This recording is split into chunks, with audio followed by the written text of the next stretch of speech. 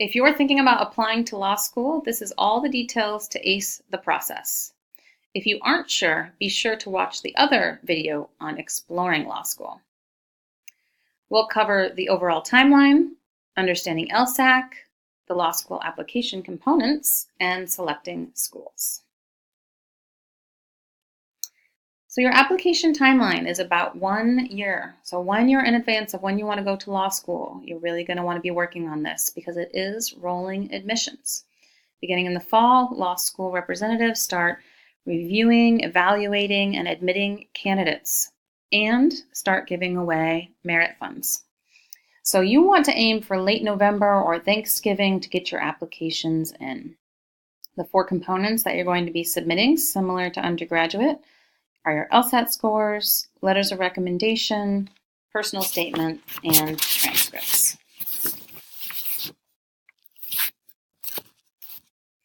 So LSAC, this is your home base for law school applications. So right away, go ahead and create an account. This is where you will also register for the Lsat. Once you start getting into more active application, you're going to need to create a Credential Assembly Service account. There is a charge to create this account, but this has to be established before you can request recommendations and transcripts. So if you're going to request those recommendations and transcripts, first you have to set up your CAS in your LSAC account. And then it's through that you will apply to law schools. So when you go to the LSAC site, you are a future JD student applying to law school. You'll see here this goes over the application process and has information on the Credential Assembly Service.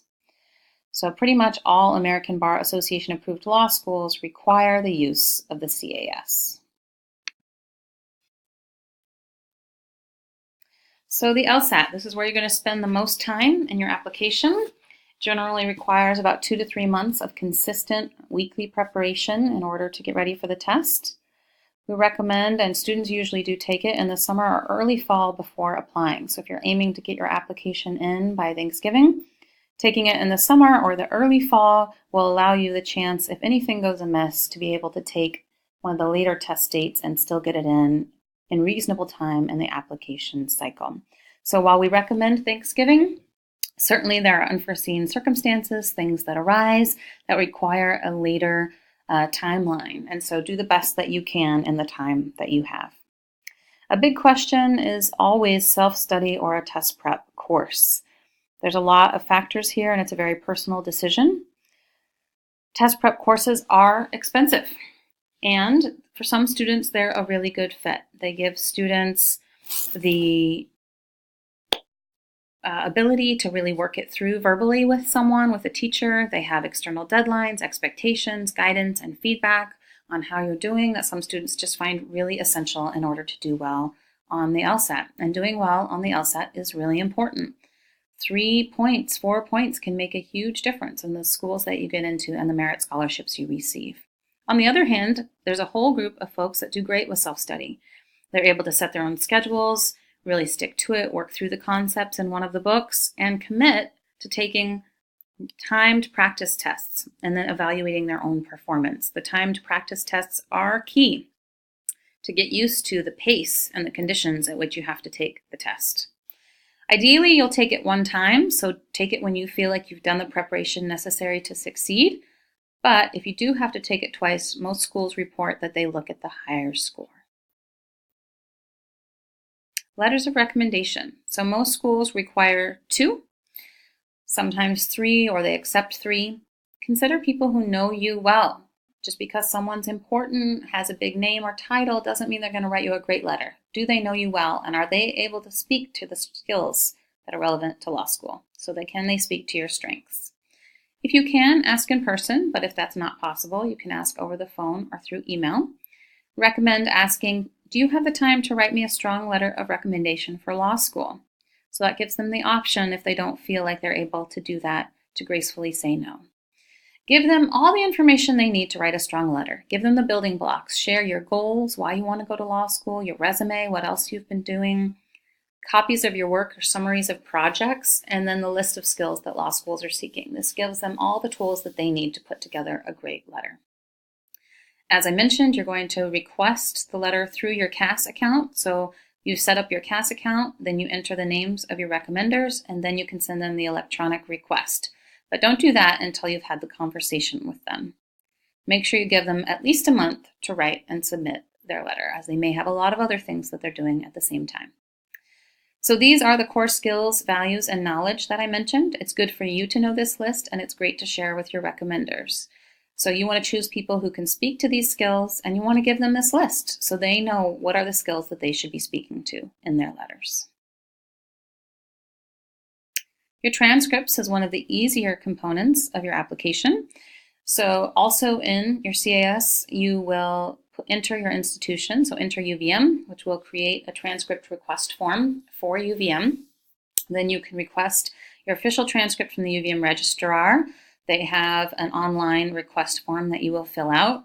Make sure that the form from Lsat gets to the registrar the same day as you're requesting the transcript from the registrar. So you can either print that, sign it, and take it over, or you can print, sign it, and then scan it and email it back to the registrar. But both of those pieces need to be together. Also, it's really important to obtain transcripts from any other institution you've attended. Think about community college courses, summer courses, if you transferred, study abroad, and college courses even taken while still in high school. You don't want waiting for one of those transcripts to hold up your application. The personal statement is another place where you're going to spend some time. So this gives the admissions representatives a sense of your motivation and strengths, as well as the experience and perspectives you would bring to an L1 cohort. Often law schools have really general questions, which is good because it's flexible, but hard because it lacks direction. So reflect, why do you want to go to law school? What experiences have shaped your path? What strengths do you believe you would bring to law school and a career in law? So this really is your story. You get to shape a lot of the direction here. So think about what you want to talk about. I would say avoid looking at too many examples online. Instead, spend a little bit more time in just general self-reflection. What are some highs and lows, some turning points in your life that have brought you to wanting to go to law school? What do you think you would really shine at in law school? What is going to be something you're really proud of that you want to make sure those law school representatives know about you? So do some thinking and general reflecting and writing before you sit down to try to write your great law school statement. Make sure to give yourself enough time for at least 3 drafts. So within like 2 weeks sort of between drafts. So give yourself the time to work through and really polish that statement, and make sure that you seek feedback.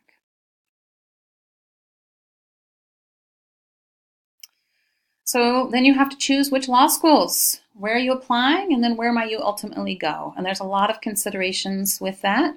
Clearly, reputation and rank get a lot of attention.